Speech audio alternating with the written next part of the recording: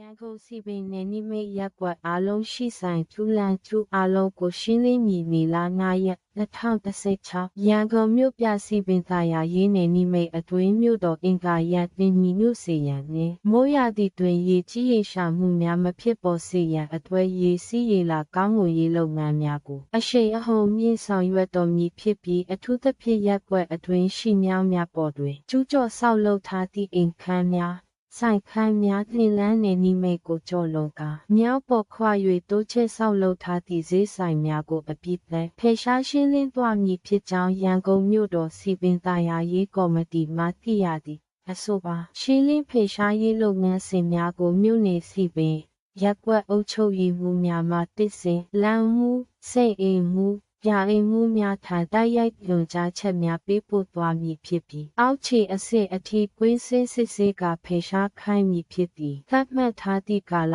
အတွင်းမိမိအစီအစဉ်ဖြင့်ဖယ်ရှားခြင်းမရှိပါကတည်ဆဲဥပဒေများအတိုင်းထိရောက်စွာအရေးယူဆောင်ရွက်သွားမည်ဖြစ်သည့်အတွက်မိမိတို့နေအိမ်ချင်းဆိုင်ခန်းများမှာကျူးကျော်ထားမှုများရှိပါကကြိုတင်ဖယ်ရှားထားကြရန်လိုအပ်ကြောင်းအသိပေးထားသည်ပြည်သူတိဦးရဲ့အသံပါအထက်ပါညွှန်ကြားချက်များ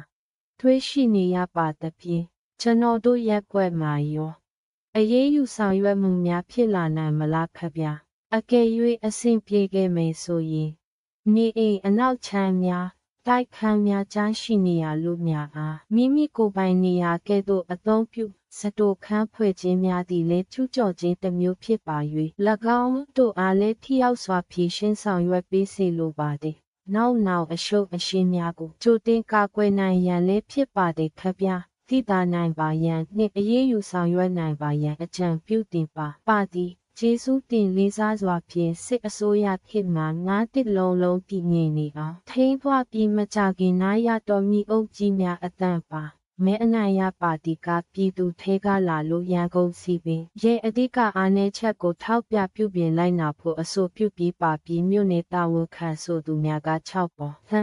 စလို့ပြတဲ့မဲနိုင်ထားတဲ့ပါတီအစိုးရကိုပြည်သူယုံမုန်းအောင်ချက်ချင်းဖြစ်စေတဲ့အလုပ်ကထူးကျော်ရှာတာပါပဲလူပါသုံးညမှာရှေးပမာကြီးတွေရဲ့ဆိုရိုးကစားဖို့ပူသုံးညဖိုရသုံးညဖို့ပူမနီအေးရတဲ့လူတွေကသာတန်နဲ့သုံးညခံနေရချင်းသွာလာလောက်ကံဖို့လမ်းပိုင်းချုံမှုဖို့ပါမနေ့ကမိနေရမှာသိထောက်ချီကုန်ရေမြောင်းကြီးပင်မှာလမ်းလုတ်တင်အေးမြောင်သေးစီတုံည